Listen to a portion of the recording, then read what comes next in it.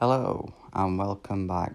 In this video I'm going to show you how to change the starter motor on the BMW diesel.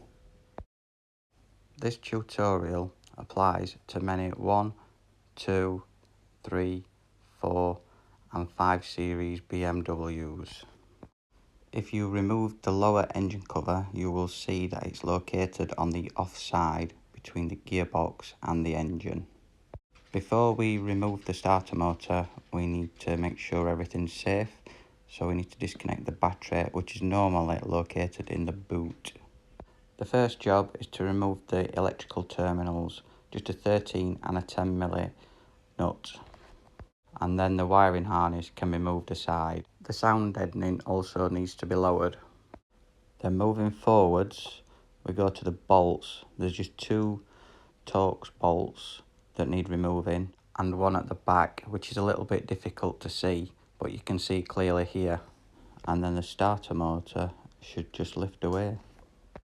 You might need to pry it down, it may be a little bit tight, but it will loosen.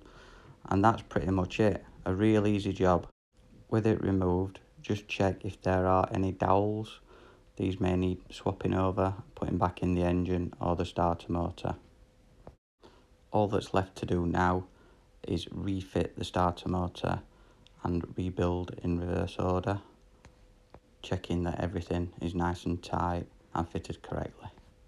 And with the battery reconnected, the moment of truth, and see if it starts. Hopefully you found this job as easy as I did. Let me know how you got on with the job in the comments below. This has been How to Fix It.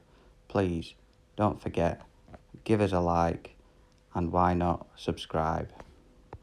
And as always, here's some more useful BMW videos you might want to watch next. And we'll see you there shortly.